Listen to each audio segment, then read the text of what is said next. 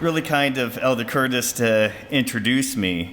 Like he mentioned, I started my role as kind of the staff director of the church history department about the time he started his role as church historian and recorder.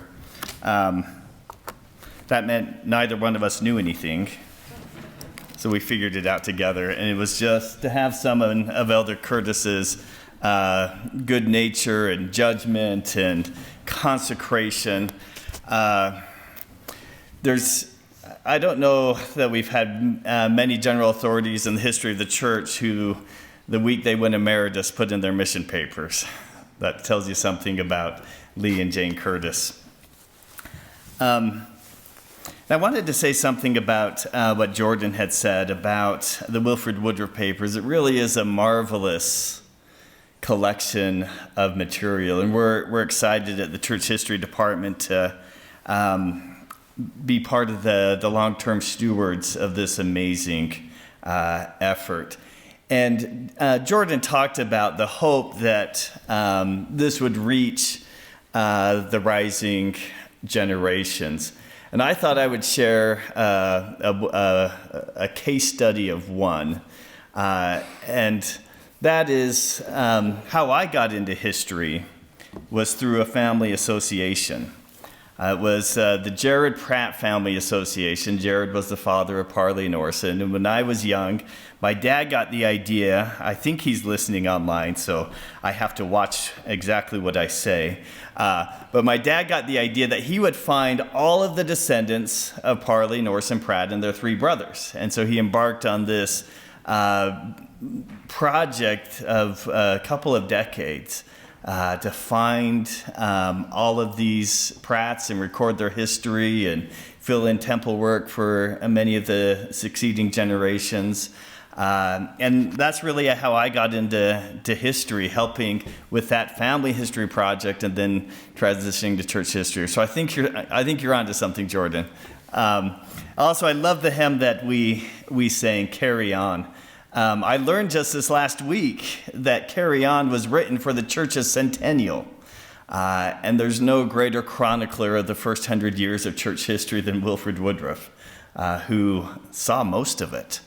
And now we're preparing at the church for the bicentennial of the church. And we need an anthem. So if any of you write music, let us know. What I want to do here today is I just want to tell you 5 stories. They'll take about 45 minutes each. Most of what I've done in my own research has been about leaders of the church.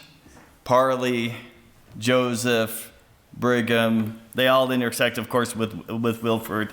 And of course, now I've been working on Jeff Holland. And one thing that just struck me as I wrote President Holland's biography, and I sat with him for about 2.5 years, most Friday mornings, and listened to him tell me the story of his life. And as part of that process, I interviewed all the men who sit with him in the Quorum of the 12 in the First Presidency. And what struck me is how Jeff Holland's life was shaped by his mentors. And what struck me in the interviews with the younger members of the 12 is how all of them saw him as a mentor. And so I want to tell some stories today about how prophets have mentored, how apostles have mentored each other. It's a really interesting system, of course, that we have in the church. By the time someone becomes church president, they've sat in the Quorum of the 12. I mean, for Wilford, he sat there for 52 years in the Quorum of the 12 in the First Presidency. That's a long time to get mentored by those senior to you who you were interacting with all the time. So that's the theme that I want to talk on today. And the first story I want to tell about, the first 2 stories are about Joseph and Brigham. And by Brigham Young's own admission, when he's called to the 12, some murmured. They thought him, quote, a disgrace to the house of Israel. who needed a figurative stool to reach high enough to tie the shoe of some of the more accomplished apostles. Brigham understood that he was rough around the edges. At times he was inwardly uncertain, anxious, which sometimes he masked with bluster.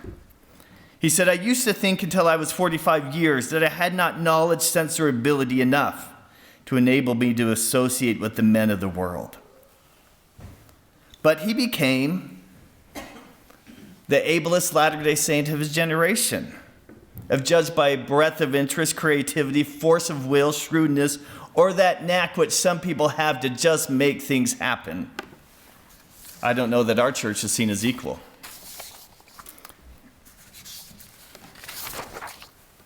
What changed? How do we get from that early Brigham, unsure of himself, lacking confidence, to the later prophet, with that ability to lead others?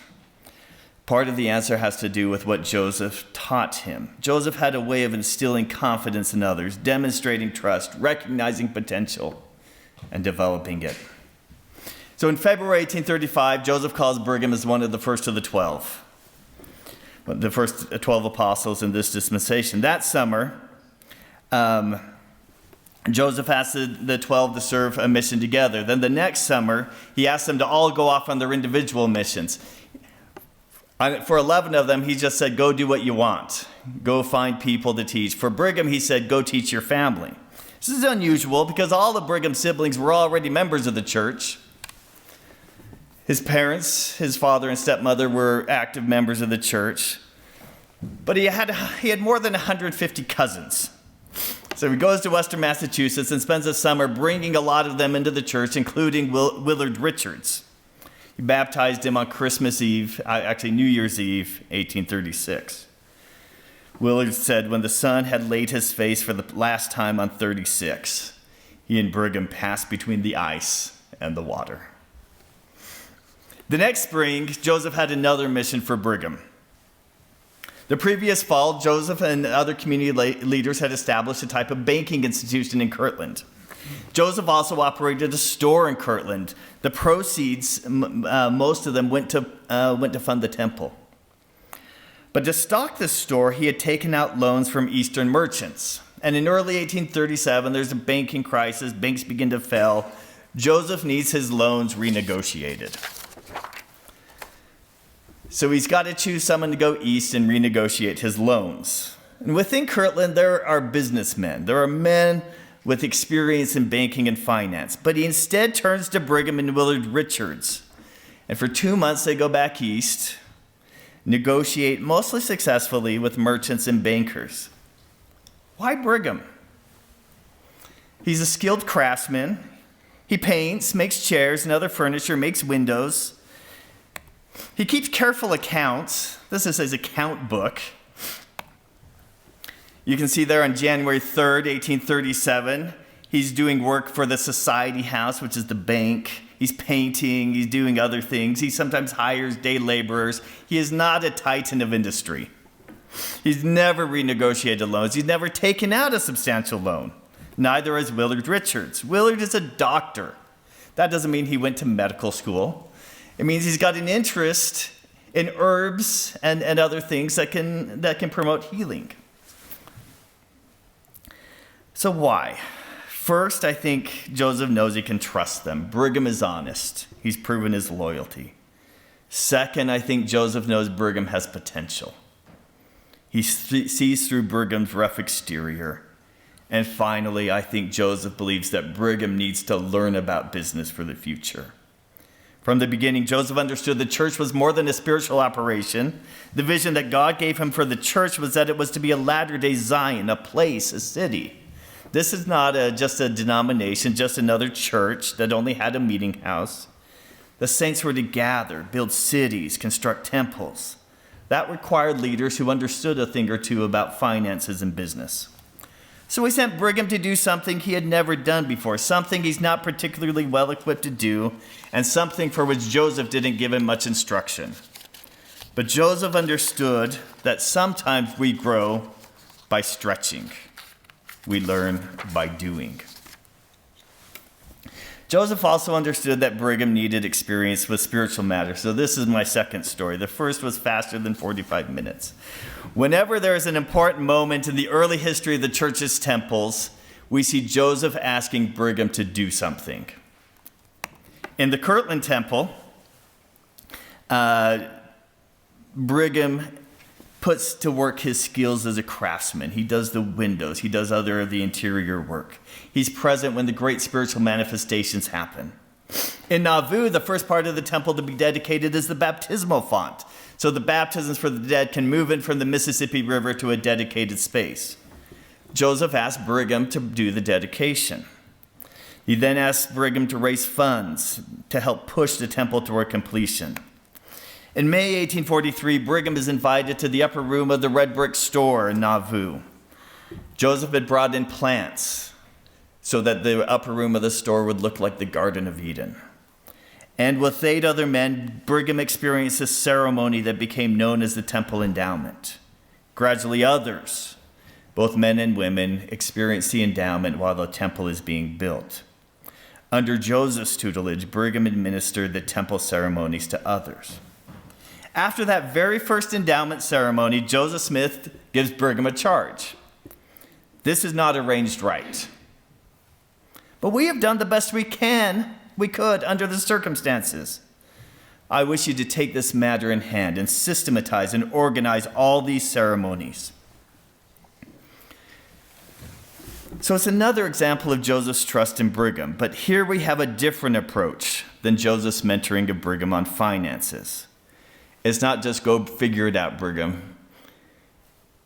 Here Joseph instructs Brigham on the endowment many, many times.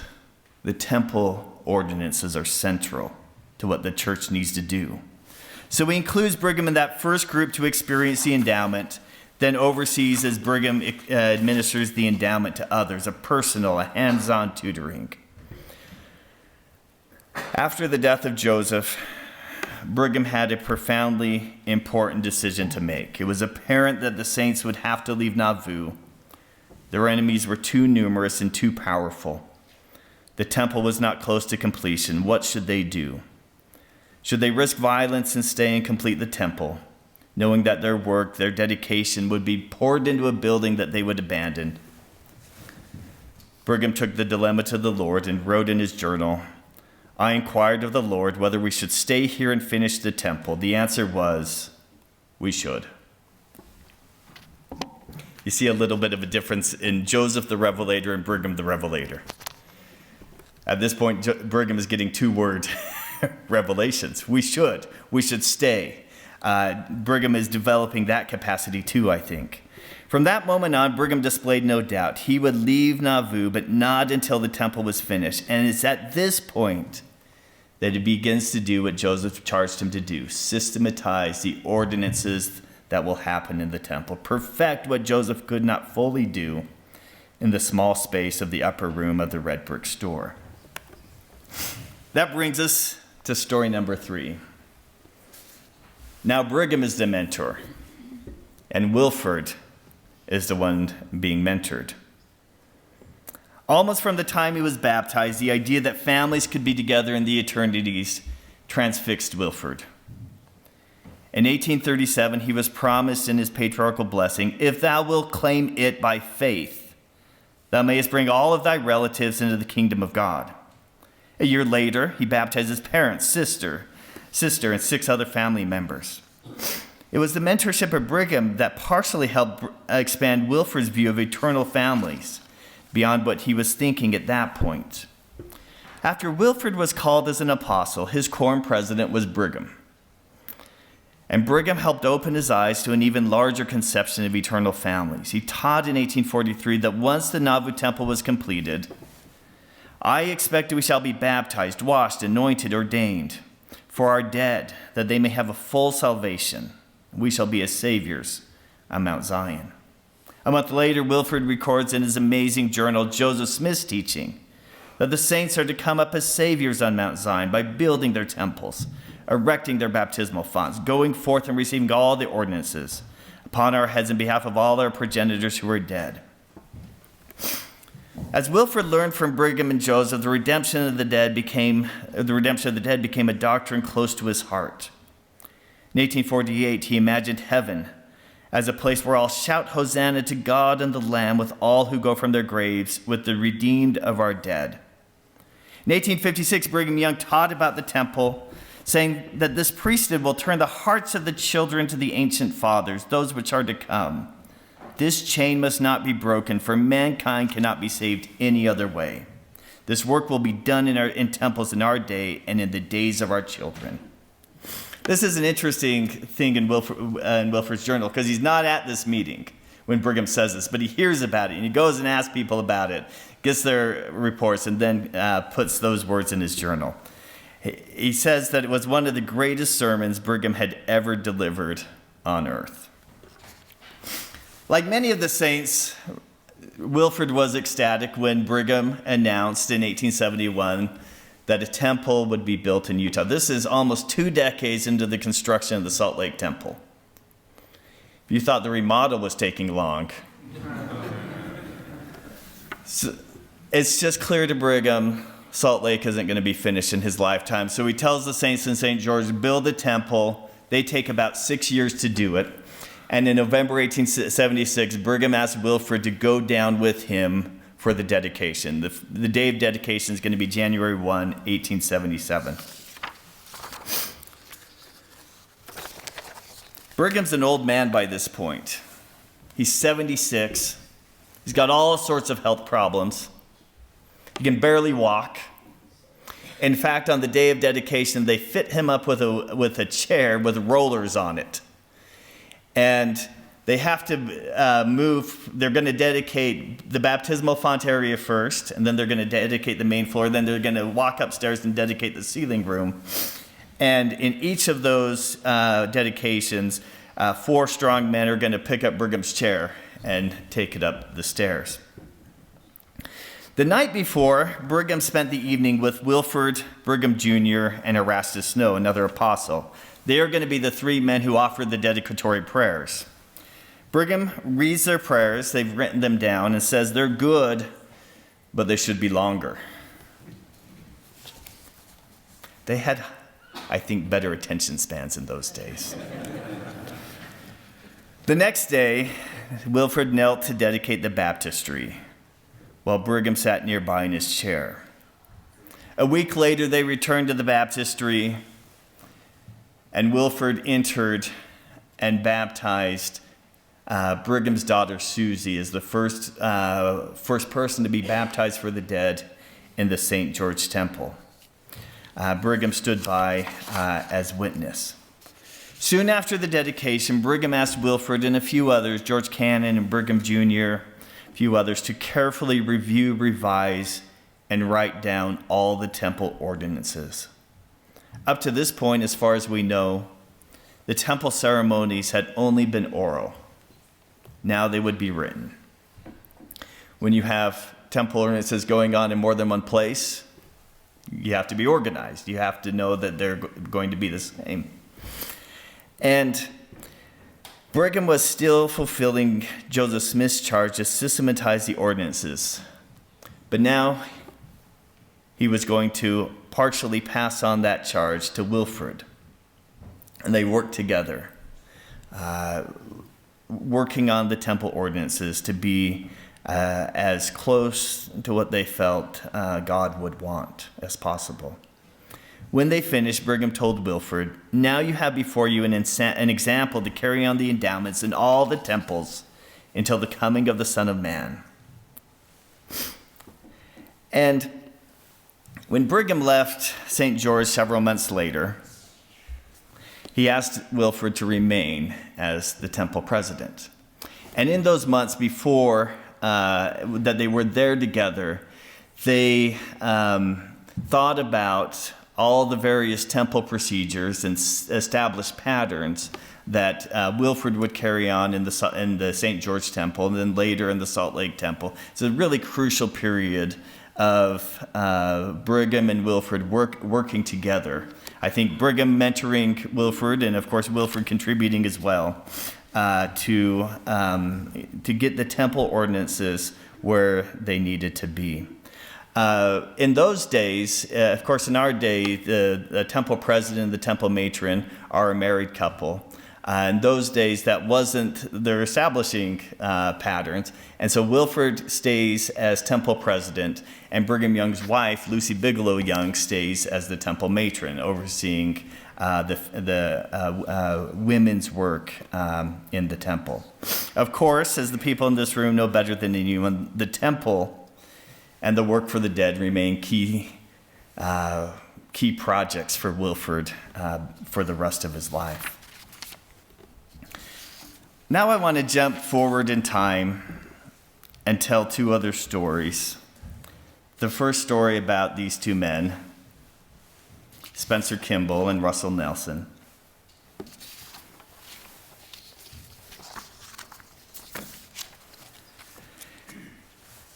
In December 1964, Spencer Kimball, who's an apostle, he's assigned with Elder LeGrand Richards to reorganize a stake presidency in Salt Lake City. The process then occurred much as it does now. A couple of church leaders will visit a stake, interview many people about who might be a possible stake president. Then they seek inspiration as to the choice. At the conference, Elder Kimball is impressed by a musical performance put on by 8 girls accompanied by their mother. He realized that the girl's father, Dr. Russell Nelson, had been mentioned in interviews as a possible stake president, but always with the caveat he was just too busy to take on that calling. But Elder Kimball and Elder Richards, as they sought inspiration, felt that Dr. Nelson was the right choice. One of the reasons that Dr. Nelson was busy was because of the type of surgeries he performed. Aortic valve replacement. We know he's a pioneering heart surgeon. And at that time, aortic valve replacements had a high mortality rate. Each time Dr. Nelson performed the surgery, he spent an entire night with the patient. So when Elder Kimball set Dr. Nelson apart as stake president, Elder Kimball promised that the quality of his professional work would be increased so that he would have time to complete his work as stake president without jeopardizing the care that was required by his seriously ill patients. In the following year, the mortality rate of that operation under Dr. Nelson fell from over 20% to less than 5%. Remained at that rate for the rest of his career. That began a relationship between those two men, in which for the next 2 decades, Elder and then President Kimball served as Russell Nelson's ecclesiastical mentor, while Russell Nelson became Elder Kimball's heart doctor. Perhaps what that might suggest is that mentoring, of course, is best when it's a two-way street, and both sides contributing. And while he stake president, President Nelson would often go to Elder Kimball for advice. But about 8 years later, Elder Kimball needs heart surgery. It's risky. It's going to be aortic valve, and he's an old man with other health problems. He's hesitant to do it. As he and the First Presidency talked with Dr. Nelson, President Harold B. Lee stood up and pounded his fist on the desk. "Spencer, you have been called. You are not to die. You are to do everything that you need to do in order to care for yourself and continue to live." That surgery included that same procedure that Elder Kimball had blessed Russell Nelson to improve 8 years earlier. As he completed the surgery, Dr. Nelson had a strong impression that Elder Kimball would become the prophet. It's only a year later that President Harold B. Lee, only age 74, unexpectedly died after just a year as church president, making Spencer Kimball the next president of the church. Over the next few days, Russell Nelson noticed President Kimball's anxiety about whether he would be able to fulfill his calling due to his health. He wrote President Kimball a letter. In portions of the letter, Russell Nelson was faithful church member, stake president Nelson, expressing his love for his new prophets. In other portions, he was cardiologist, instructing his patient how to guard his health even as he took on new responsibilities. He said, "No individual has ever been called to preside over the church with such thorough medical preparation and examination prior to his ordination. Your surgeon wants you to know that your body is strong, your heart is better than it has been for years, and that by all of our finite ability to predict, you may consider this new assignment without undue anxiety about your health." But he told him he should delegate and not take on too much. And he had lots of suggestions for him before he finished bearing his witness that he supported President Kimball as prophet. Some years ago, Elder Curtis and I had an opportunity to share the handwritten copy of this letter in Russell Nelson's really beautiful handwriting. President Kimball had pasted into his journal, and so we took it in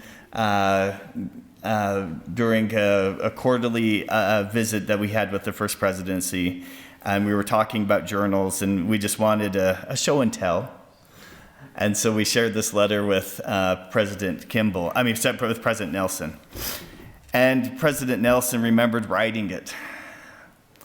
And you could see him just the power of that document to kind of take him back to that moment. He wept at seeing it again 40 years later.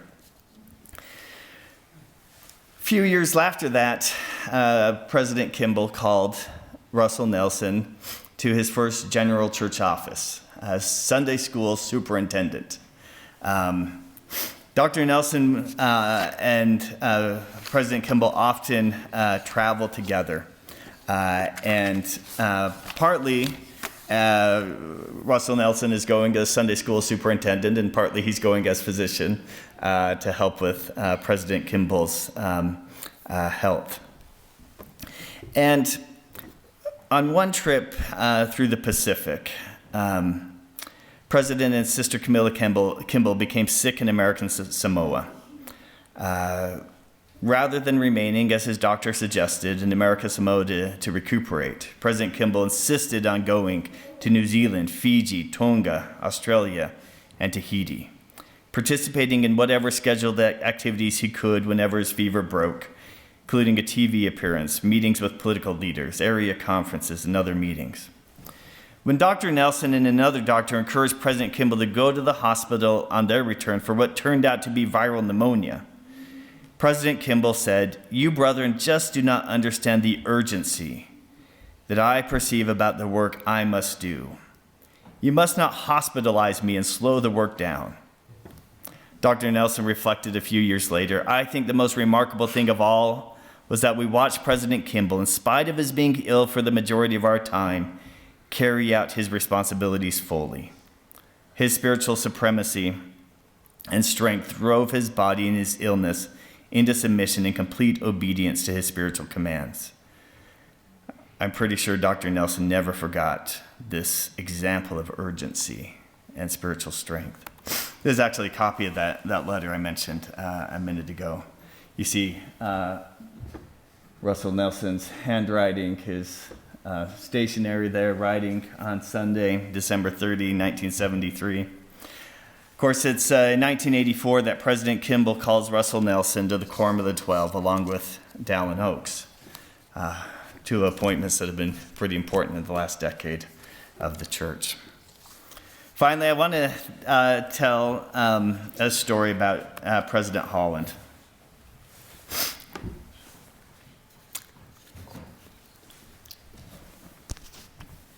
So, in 1972, Jeff Holland was 32 years old.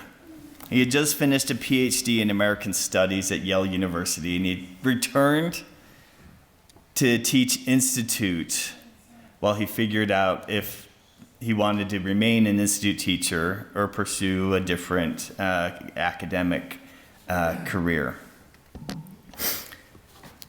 So he's teaching at the University of Utah, and that October conference, he's in his living room, and they're doing the sustaining of church officers. And one of the new individuals sustained is James Faust. It's a name he's never heard before, presented as a new assistant to the 12 apostles. Jeff Holland said he felt a buzz kind of a spiritual moment when he heard that name. A couple months later, Jeff received a phone call with a request from the secretary to President Harold B. Lee. Can you come down to the office? President Lee wants to see you. Now, most institute teachers aren't summoned to the office of the church president, and he had no idea what was going on. Upon his arrival, though, President Lee told Jeff to come into his office and introduced him to Elder Faust, who explained that he'd been designated to lead a new effort to better minister to single Latter-day Saints. They called it Melchizedek Priesthood Mutual Improvement Association. You can see why the name did not stick. Jeff then heard an unexpected request from Elder Faust. Can you go to work next Tuesday? Christmas is days away, and Jeff said, I already have a job. We want you to be director of this young single adult program. We need somebody to staff it out, to run the building. Jim Faust explained. I don't know anything about the building. I know zero about the building, Jeff replied. Well, that's one of your advantages, Elder Faust joked. Can you come to work? I love and sustain the brother, and I've been to the temple. If you're asking me to do something for this church, I'll do it, Jeff said. Elder Faust became a particularly important mentor to Jeff. He learned crucial lessons during discussions over lunch and during walks with him. I was a nobody, Jeff said, just back from graduate school, a person whom he had never met. But he took me under his wing and treated me as courteously and as thoughtfully and as lovingly as he would have treated one of his own sons. Jeff listened closely to Elder Faust's experiences in priesthood leadership. I was spellbound. But it wasn't that he was trying to regale me with his experiences or entertain me. He was trying to teach a young man in whom I guess he saw some promise. One crucial lesson that Jeff learned from Elder Faust was to study a problem before acting. In the first months of Melchizedek Priesthood Mutual Improvement Association, the leaders traveled to meet with single Latter-day Saints, commissioned surveys, met with focus groups. They sought input for many months before they formulated a plan of action. After Jeff and Elder Faust finished their work with the single adult program, Elder Faust regularly checked in on the Holland family. When Jeff became president of BYU in 1980, they began to work with each other again. Elder Faust was now an apostle. Their next assignment was to obtain approval for the church to build a study abroad center in Jerusalem. They worked closely as well with a more senior apostle, Elder Howard W. Hunter. For the next 7 years, these three men were the point people for the church in trying to obtain approvals in Israel for the Jerusalem Center to respond to complaints of Israeli groups, to ensure that church leaders remained enthusiastic about the program. Jeff wrote in his journal that Elder Faust was a great anchor during these times of some confusion on the project. The friendship and loyalty between Elder Faust and Jeff Holland were not built just from the seemingly endless meetings on the center, but were forged from the sense of confronting together under great pressure the challenges and crises of the process. When he spoke at President Faust's funeral, Elder Holland remembered that his mentor was always compassionate, always caring, particularly sensitive to the human issues, the personal hopes and fears of the individuals who would be affected by any course of action being considered.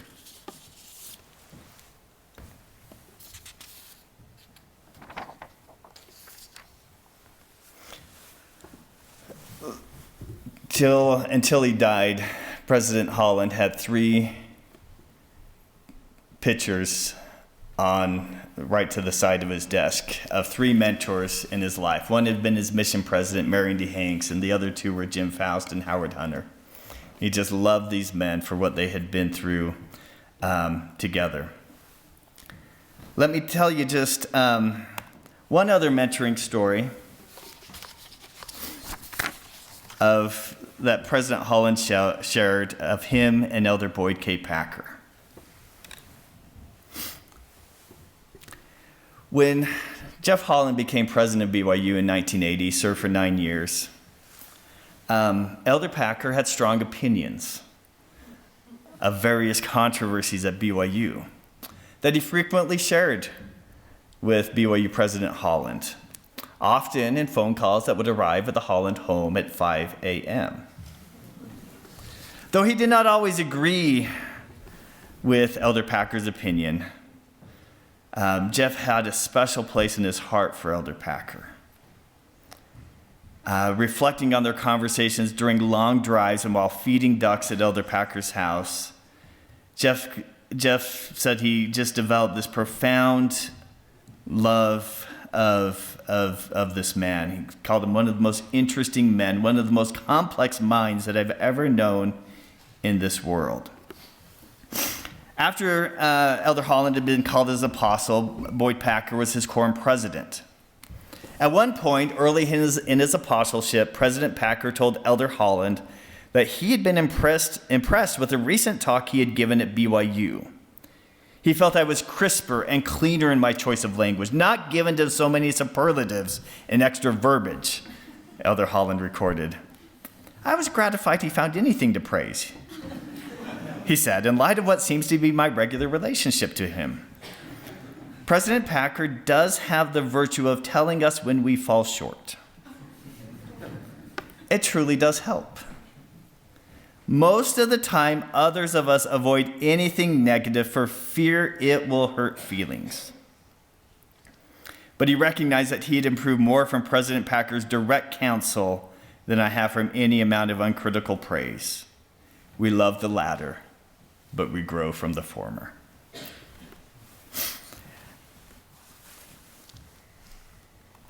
Yeah. He considered Gordon Hinckley one of his great mentors as well. But I just wanted to share with a thought or two about President Holland himself. President Holland was really an amazing, there was a reason that people, his fellow apostles and others, felt that he was an amazing mentor. Among church, he had this special sensitivity to those around him. As a biographer, you want to write a balanced biography. It turns out I had a really hard time finding anyone who would say anything negative about President Holland. So many people, when I talked to him, said, he made me feel like I was his best friend. And he did that because he would do the little things. He would send handwritten notes of recognition or praise. He remembered names. He had an incredible mind for remembering names and details of people's lives, their children, their grandchildren. He would ask questions that went beyond the surface level. He was quick to express love and appreciation. After one of our first oral histories, at the end, President Holland said, "I love you, Matt." That's not something I'm used to hearing from my interview subjects. Just as one little example, after I'd worked with him for several months, I shared with him that my son Keegan was going on a mission. He'd been called to Argentina.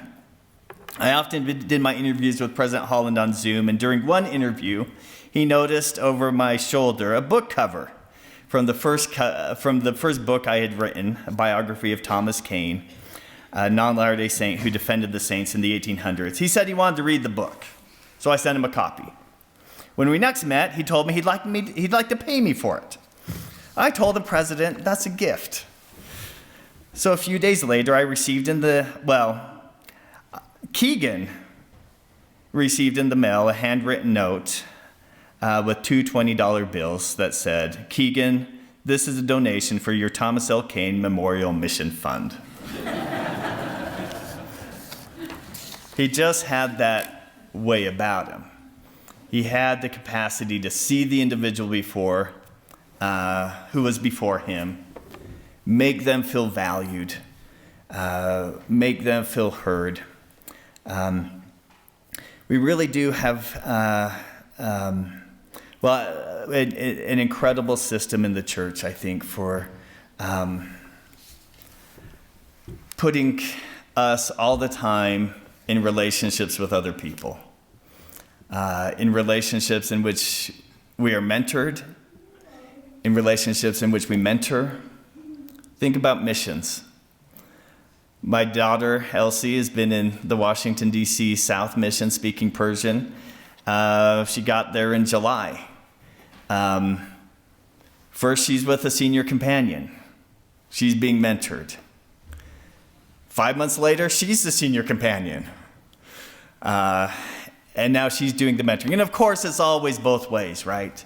But always in the church, in the gospel, we have opportunities to create these relationships where we can learn from each other. And hopefully something I've shared may have sparked a thought in you. I know that from the beginning of this restoration, we have been led by apostles and prophets, Wilford and Parley and Brigham and Russell and Spencer and Jeff. We've been led by men of God who consecrated their lives because they